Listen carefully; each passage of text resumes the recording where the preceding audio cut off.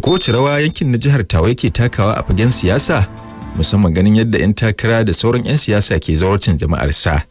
Abdulsalam Ibrahim Ahmad wanda yanzu haka ke birnin na Tawa ya duba mana wannan batu ga kuma rahotonsa.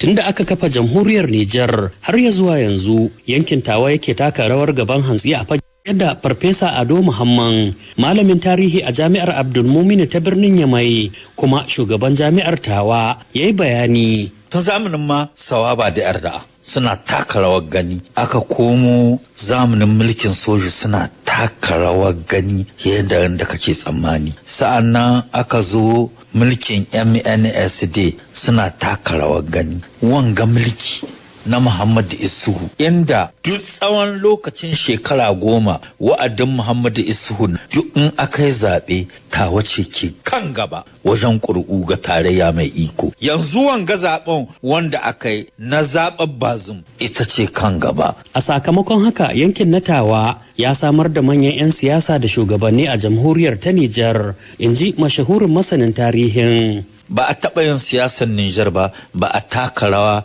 da ɗan Tawa ba, ko soji ko hula. An yi su Prime Minister kamar su Aliyu Muhammadu, Allah ya ji kanshi. An yi su Prime Minister kamar su Abdullahi. An yi sojoji kamar su Musa Bayare, kamar su Sidi Kutubi, kamar su Habu Umaru, sun taka rawa cikin siyasar Nijar. Jihar Tawa dai ta kasance tamkar wani babban ɗan yatsa wanda in ba shi ba kaɗi ba yanta a fagen siyasar jamhuriyar Nijar, a cewar Farfesa Ado Muhammad. Shugaba ce a cikin siyasar Nijar a halin yanzu. Idan mutum ya samu cinye zaɓe a yankin Tawa, a iya cewa ya cinye zaɓen jamhuriyar Nijar. Ko shakka babu, tunda cikin ɗan majalisa 80 jiha 8 jiha Tawa 23 ta kawo. Da ka samu jiha Tawa shikenan kai kayan ke saka. To ko me ya kai jihar Tawan ga wannan matsayi na sahun gaba a siyasar Nijar? Ya ce iya tako ne. Kamar jama'ar Tawa suna tahiya da zamani a fannin siyasa. Dare guda suka juye suka koma tarayya. Yanzu sun yi ma tarayya tsaye, babu jihar da za ta kasa Tawa. Hakan dai ya kai yankin na Tawa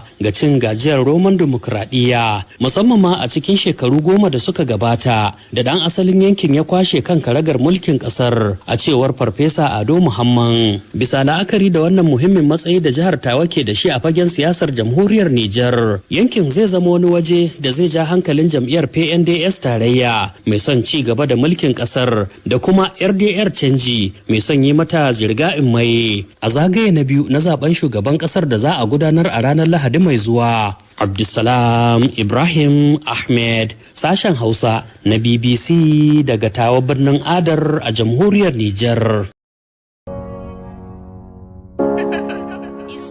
It's your boy, nah, bench.